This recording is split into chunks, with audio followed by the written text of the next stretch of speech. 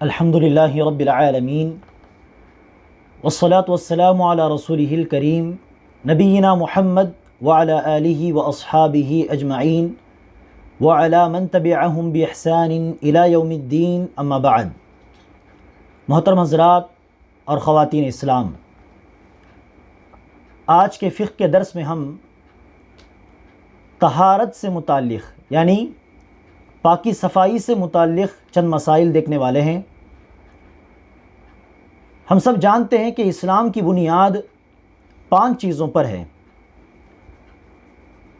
پہلی بنیاد، اللہ کے سوا کوئی معبود برحق نہیں اور محمد صلی اللہ علیہ وسلم اللہ کے رسول ہیں، اس بات کی گواہی دینا، شہادت۔ دوسری بنیاد، نماز کو قائم کرنا۔ تیسری بنیاد، زکوٰۃ ادا کرنا۔ چوتھی بنیاد، رمضان کے روزے رکھنا۔ اور 5ویں آخری بنیاد، حج کرنا۔ اب ان 5 بنیادوں میں جو پہلی بنیاد ہے، اللہ کے توحید کی گواہی دینا، محمد صلی اللہ علیہ وسلم کے رسالت کی گواہی دینا، اسی کے بارے میں عقیدے میں ہم دیکھ چکے ہیں۔ ایمان و یقین سے متعلق، عقیدے سے متعلق باتیں ہمارے سامنے آ چکی۔ تو شہادت کے اندر جو باتیں آئیں گی، ان تمام باتوں کو اہل علم عقیدے میں بیان کرتے ہیں، ایمان و یقین سے متعلق چیزوں میں بیان کرتے ہیں۔ اب دوسری بنیاد، نماز سے شریعت کی شروعات ہوتی ہے۔ فقہ یعنی احکام و مسائل کی شروعات نماز سے اہل علم کیا کرتے ہیں۔ تو حدیث کی کتابیں آپ اٹھا کر دیکھ لیں یا فقہ سے متعلق کتابیں آپ دیکھ لیں، تو ہر کتاب کی شروعات نماز سے ہوگی، اور نماز سے پہلے نماز کے لیے وضو کرنا ضروری ہے، پاکی حاصل کرنا ضروری ہے۔ اس لیے پاکی صفائی، طہارت کے مسائل سے ہمیشہ اہل علم احکام و مسائل کی شروعات کرتے ہیں۔ تو اہل علم کی، علماء کی اتباع کرتے ہوئے ہم بھی انشاءاللہ احکام و مسائل کی ابتدا طہارت کے مسائل سے کرتے ہیں انشاءاللہ۔ تو طہارت کا مطلب ہے پاکی صفائی۔ طہارت کی 2 قسمیں ہیں۔ ایک قسم ہے معنوی طہارت، باطنی طہارت، اور دوسری قسم ہے ظاہری طہارت۔ معنوی طہارت کا مطلب کیا؟ ہمارا دل شرک سے، کفر سے، نفاق سے، ریاکاری سے، کینہ کپٹ سے، بغض و عداوت، مسلمانوں کے تعلق سے حسد، ان تمام قسم کی ناپاکیوں سے ہمارا دل پاک ہو۔ اب ہمارے دل کو کیسے شرک سے، کفر سے پاک کیا جائے گا؟ ایمان کے ذریعے، یقین کے ذریعے، اخلاص و للہیت کے ذریعے ہمارے دل کو پاک کیا جانا چاہیے۔ تو دل کے اندر جو معنوی ناپاکیاں ہیں، کفر و شرک جیسی ناپاکیاں، ان کو ایمان و اخلاص کے ذریعے دور کرنا، اس کو معنوی طہارت کہا جائے گا۔ اسی معنی میں اللہ تبارک و تعالی نے سورہ توبہ کی آیت نمبر 28 میں ارشاد فرمایا، انما المشرکون نجس، مشرکین شرک کرنے والے گندے ہیں، ناپاک ہیں۔ تو مشرکین ناپاک ہیں، اس کا مطلب کیا ہے؟ ان کے دل ناپاک ہیں، ان کے دلوں میں کفر، شرک جیسی ناپاکیاں بھری پڑی ہیں۔ تو مشرکین ناپاک ہیں یعنی معنوی ناپاکی ان کے پاس ہے، ظاہری ناپاکی نہیں۔ ظاہری ناپاکی یہاں پر مراد نہیں۔ اسی لیے مشرکین کسی چیز کو چھو لے، ہم یہ نہیں کہیں گے کہ مشرک ناپاک ہے اس لیے اس نے اس چیز کو چھو دیا اب وہ چیز ناپاک ہو گئی۔ اس چیز کو دھونا ضروری ہے۔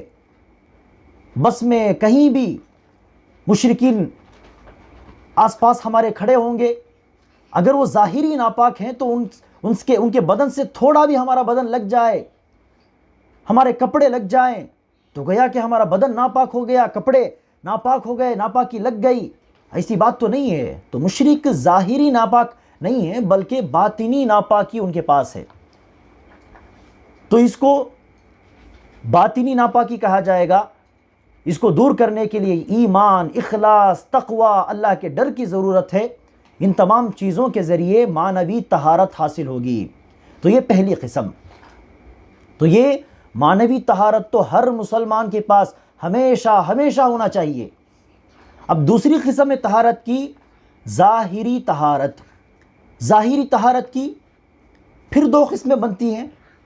ایک قسم ہے حدث اصغر اور حدث اکبر سے پاکی حاصل کرنا۔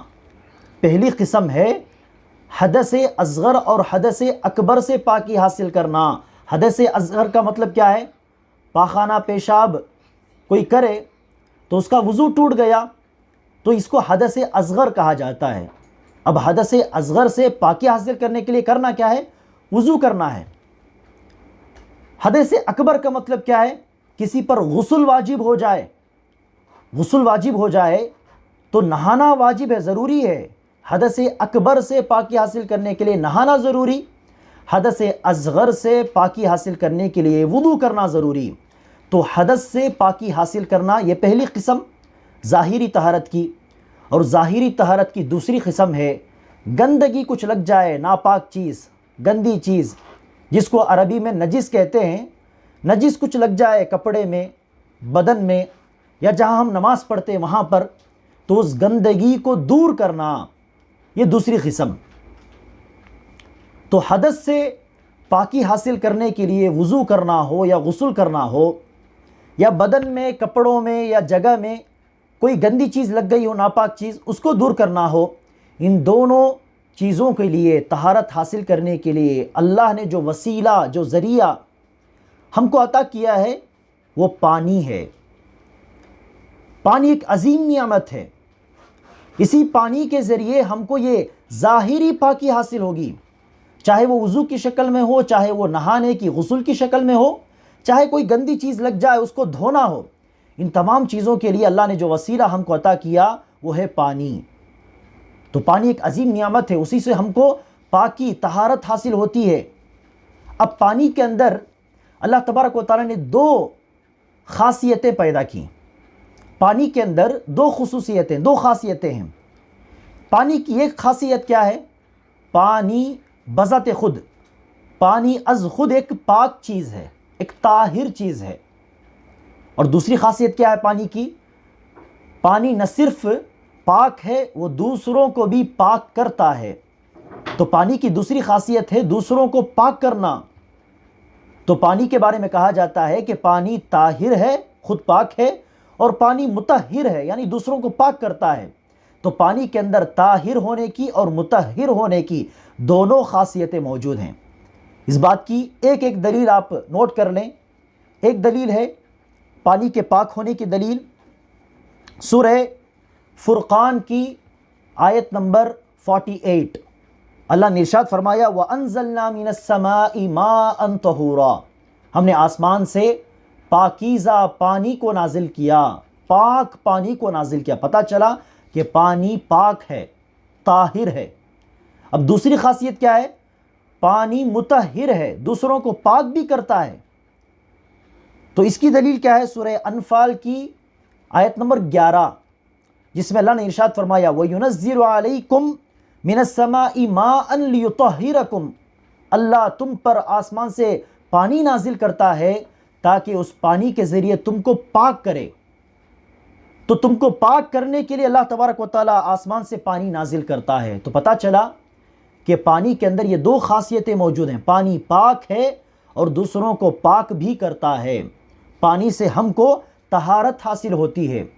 اب پانی کے تعلق سے اللہ کے رسول صلی اللہ علیہ وسلم نے خود قرآن میں اللہ تبارک و تعالیٰ نے کہہ دیا کہ پانی پاک ہے، تو اس کے اندر ہر قسم کا پانی داخل ہے، چاہے وہ بارش کا پانی ہو، چاہے وہ کنویں کا پانی ہو، چاہے بور کا، زمین کا پانی ہو، چاہے تالاب کا پانی ہو، چاہے وہ ندی کا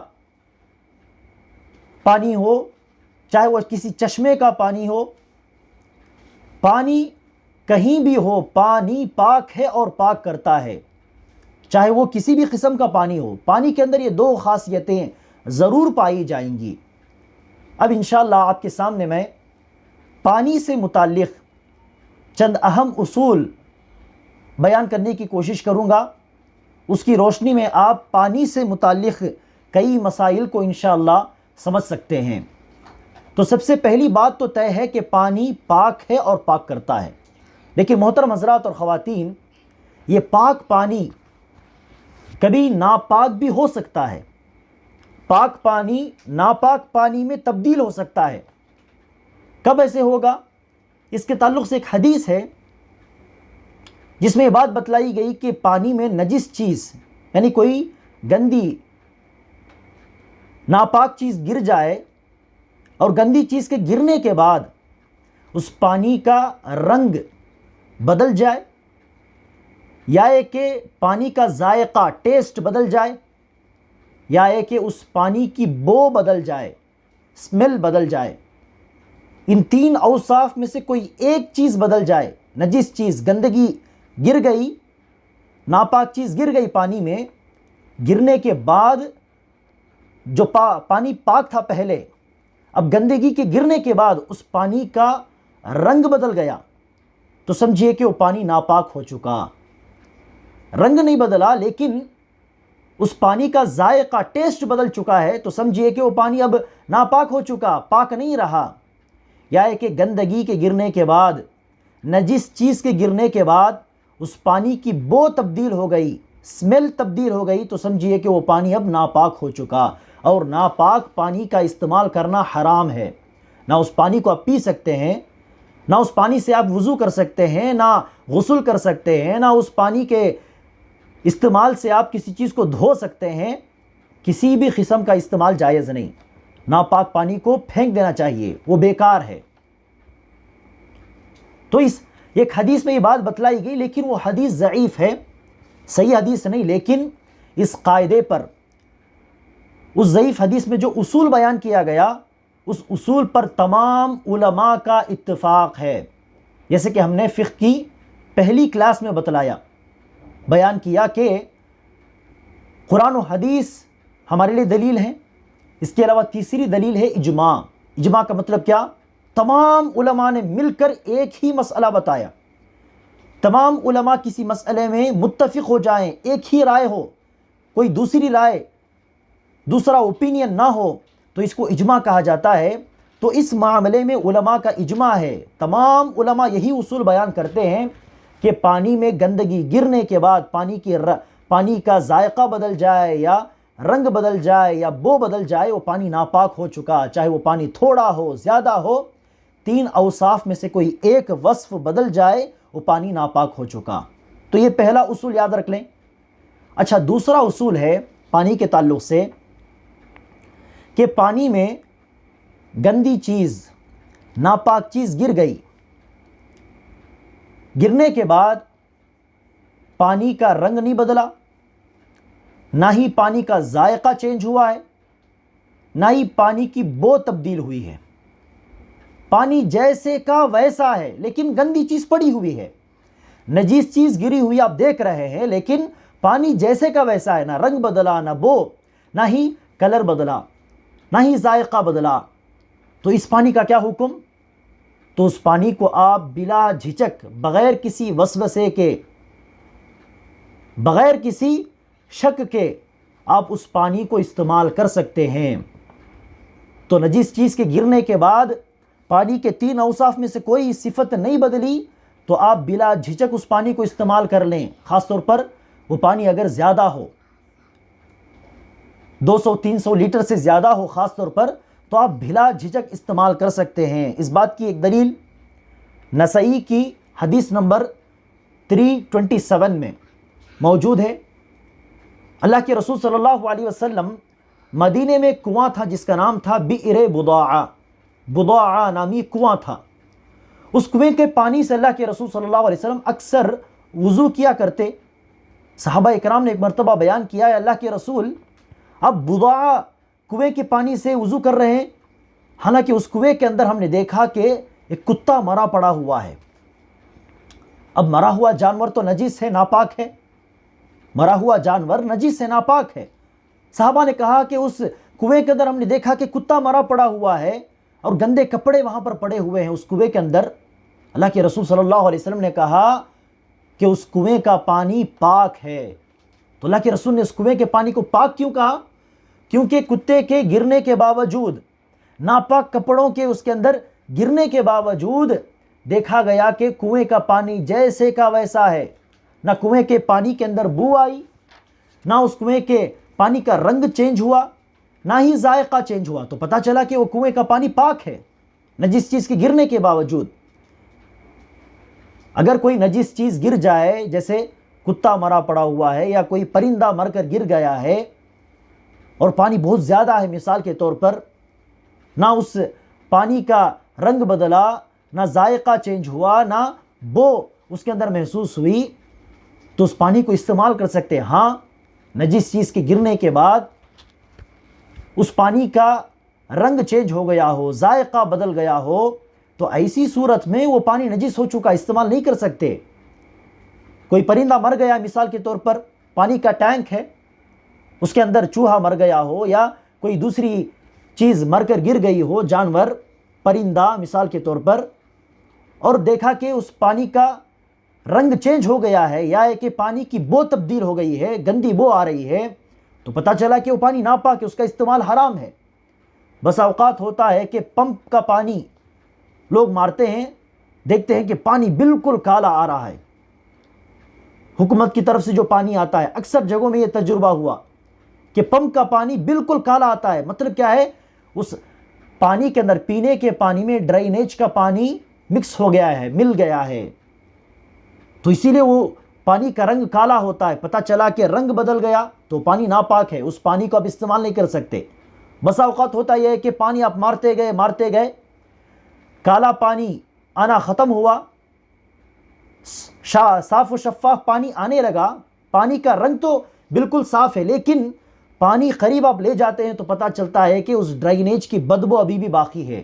تو پتہ چلا کہ گرچہ پانی بالکل صاف نظر آ رہا ہے لیکن ڈرینیج کی بدبو محسوس ہوتی ہے، تو پانی ناپاک ہے، استعمال نہیں کر سکتے۔ جب وہ پانی صاف و شفاف ہوگا، اس پانی کے اندر بدبو بھی نہیں ہوگی، تبھی جا کر اس پانی کو پاک شمار کیا جائے گا، اس پانی کو استعمال کرنا جائز ہوگا۔ تو تین اوصاف بدل جائیں تو وہ پانی ناپاک ہے۔ اگر نجس چیز کے گرنے کے باوجود پانی جیسے کا ویسا ہے، تین اوصاف میں کوئی صفت نہیں بدلی، تو پانی پاک ہے، اسے استعمال کر سکتے بلا جھجک، وسوسے کو جگہ نہ دیں، اللہ کے رسول کی اس حدیث کو یاد رکھ لیں۔ اچھا، پانی سے تعلق رکھنے والا تیسرا مسئلہ یہ ہے، اگر پانی میں کوئی پاک چیز مل جائے، مثال کے طور پر کافور ہے، کافور پانی میں ڈال کر گرم کیا جائے تو کافور کی خوشبو اس کے اندر آ جائے گی، یا کہ بیری کا پتا، نیم کا پتا ڈال کر پانی کو گرم کیا جائے نہانے کے لیے، تو پانی کا رنگ، پتوں کا رنگ پانی میں اتر جائے گا، یا کہ اس کا ذائقہ بھی پانی کے اندر اتر جائے گا، پانی کڑوا ہو جائے گا، کوئی مسئلہ نہیں، کیونکہ پاک چیزیں ملی ہیں، اس کا استعمال جائز ہے، اس کے استعمال میں کوئی حرج نہیں ہونا چاہیے۔ اور اسی طرح کبھی کبھار ہوتا ہے کہ پانی بہت دنوں سے ایک ہی جگہ ٹھہرا رہا، یا پانی کو کسی برتن میں، کسی کین میں آپ نے بہت دنوں تک رکھ دیا تو ذائقہ بدل جاتا ہے، کبھی بو بدل جاتی ہے، کوئی مسئلہ نہیں، کیونکہ نجس چیز کے، گندگی کے ملنے کی وجہ سے ایسا نہیں ہوا، بلکہ پرانا پانی ہے بس، تو اس کے استعمال میں بھی کوئی حرج نہیں ہونی چاہیے۔ تو پاک چیز پانی میں ملے، پانی کا رنگ بدل جائے، بو بدل جائے، کوئی مسئلہ نہیں، اس پانی کا استعمال جائز ہے جب تک اس کو پانی کہا جا سکتا ہو۔ مثال کے طور پر اپنے پانی میں نیمو کا رس جو ہے ڈالا تو پانی کا ذائقہ تو چینج ہوگا، بدل جائے گا، نیمو کا کھٹا پن اس پانی میں محسوس ہوگا، لیکن اس پانی کو آپ وضو کے لیے استعمال کر سکتے ہیں۔ لیکن لیمو کا رس آپ مکس کرتے گئے، ڈالتے گئے، مکس کرتے گئے، یہاں تک کہ وہ پانی اب پانی نہ رہا بلکہ نیمو کی شربت میں وہ تبدیل ہو گیا، نیمو کے جوس میں وہ بدل گیا، تو اس جوس کو آپ پی سکتے ہیں لیکن وضو نہیں کر سکتے، کیونکہ وہ اب پانی نہ رہا۔ تو پاک کرنے کی خاصیت تو پانی میں ہے، شربت میں، جوس میں نہیں۔ تو پانی جب تک پانی ہو، پاک چیز کے مکس ہونے کے بعد آپ اس پانی کو استعمال کر سکتے ہیں، لیکن پاک چیز اتنا اس میں ملی کہ وہ پانی نہ رہا، شربت میں تبدیل ہو گیا، تو ایسی صورت میں اس شربت کو پی سکتے ہیں، لیکن پانی کے طور پر وضو یا غسل کے لیے یا کپڑے دھونے کے لیے استعمال نہیں کر سکتے۔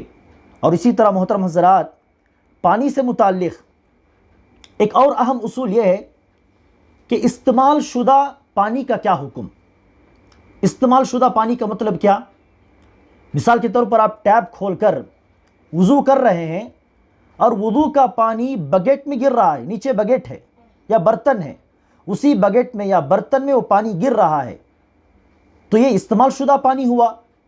آپ نے وضو کیا، چہرہ دھویا، ہاتھ دھویا، وہی پانی اس بکیٹ میں گرا ہوا ہے برتن میں، تو اب اس استعمال شدہ پانی کا کیا حکم ہے؟ اب اس پانی کو استعمال کر سکتے ہیں یا نہیں؟ تو قرآن و حدیث کی روشنی میں استعمال شدہ پانی کا حکم یہ ہے، صحیح بات یہ ہے کہ استعمال شدہ پانی مائع مستعمل پاک ہے اور پاک بھی کرتا ہے۔ وہ پانی پہلے جیسے تھا استعمال کے بعد بھی ویسے ہی شمار کیا جائے گا۔ استعمال کرنے کی وجہ سے وہ پانی نہ نجس ہوتا ہے، نہ ہی وہ اپنی خاصیت کھوتا ہے۔ تو استعمال شدہ پانی جو برتن میں گرا ہوا ہے، وضو کرنے کے بعد آپ چاہیں تو اسی نیچے گرے ہوئے برتن میں جمع پانی کو لے کر آپ اپنا پیر دھو لیں آخر میں، یا اسی پانی کو لے کر آپ کپڑے صاف کریں، کوئی مسئلہ نہیں۔ یہ مائع مستعمل استعمال شدہ پانی جیسے کا ویسا ہوگا، نہ وہ نجس ہوگا، ناپاک ہوگا، نہ ہی وہ اپنی خاصیت کھوئے گا۔ اور اسی طرح محترم حضرات، پانی سے متعلق ایک آخری ایک اہم اصول یہ ہے کہ پانی اگر مقدار میں کم ہو، خاص طور پر 300 لیٹر سے کم ہو، 300 لیٹر کیوں کہہ رہے ہیں؟ کیونکہ اللہ کے رسول صلی اللہ علیہ وسلم نے حدیث میں کہا اذا كان الماء قلتين لم يحمل الخبث، اگر پانی قلتین کے برابر ہو تو فوراً گندگی کو قبول نہیں کرتا، گندگی سے وہ متاثر نہیں ہوتا۔ تو قلتین کا مطلب کیا ہے؟ اس زمانے میں عرب کے لوگ ایک مٹکا، بڑا مٹکا استعمال کرتے تھے، اس مٹکے کو قلہ کہا جاتا۔ تو 2 مٹکوں کے برابر، قلہ نامی 2 مٹکوں کے برابر اگر پانی ہو تو فوراً وہ نجس کو قبول نہیں کرتا، نجس گندگی سے متاثر نہیں ہوتا، خراب نہیں ہوتا پانی۔ تو پتہ چلا کہ قلتین سے کم ہو پانی تو نجس کے گرنے کے فوراً وہ پانی متاثر ہو سکتا ہے، خراب ہو سکتا ہے۔ تو قلتین کی مقدار کیا ہے؟ تو علماء کی تحقیق الگ الگ ہے۔ بعض علماء کہتے ہیں کہ 320 لیٹر، 321 لیٹر، کوئی اس کے نیچے بھی کہتے ہیں، کم مقدار میں بھی کہتے ہیں، علماء کی تحقیق الگ الگ ہے۔ تو 321 لیٹر اس قول کو اگر ہم لے لیں تو سمجھ لینا چاہیے کہ 300 لیٹر سے جو پانی کم ہو مقدار میں وہ فوراً گندا ہو سکتا ہے گندگی گرنے کے بعد۔ تو جو پانی مقدار میں کم ہو اس کو چھپا کے بند کر کے رکھنا چاہیے، کھلا نہیں رکھنا چاہیے، کیونکہ گندگی گرنے کے فوراً وہ بدل سکتا ہے، وہ پانی گندا ہو سکتا ہے۔ تو مقدار میں جو پانی کم ہو اس کے بارے میں خاص اہتمام ہو۔ اسی لیے اللہ کے رسول صلی اللہ علیہ وسلم نے کہا اذا استيقظ احدكم من منامه، تم میں سے کوئی نیند سے جاگے تو اپنا ہاتھ ڈائریکٹ برتن میں نہ ڈالے، بلکہ برتن جھکا کر پانی لے اور اپنا ہاتھ صاف کرے، پھر اس کے بعد ہاتھ برتن میں داخل کرے، کیونکہ تم میں سے کوئی یہ نہیں جانتا کہ اس کا ہاتھ رات بھر کہاں تھا، کہاں کہاں گیا، تم میں سے یہ کوئی نہیں جانتا، اس لیے ہاتھ کو ڈائریکٹ برتن میں داخل نہ کرے۔ تو پتہ چلا کہ پانی مقدار میں کم ہو، چھوٹے برتن میں ہو، مقدار میں کم ہو تو اس کے بارے میں اہتمام ہونا چاہیے، اس کو صاف رکھنے کی فکر کرنی چاہیے۔ ہاں پانی بہت زیادہ ہو تو گندگی گرنے سے فوراً وہ پانی خراب نہیں ہوگا، گندا نہیں ہوگا، لیکن پانی مقدار میں کم ہو تو اس کے بارے میں خاص اہتمام ہونا چاہیے۔ تو یہ پانی سے متعلق چند اہم احکام ہوئے، مسائل ہوئے۔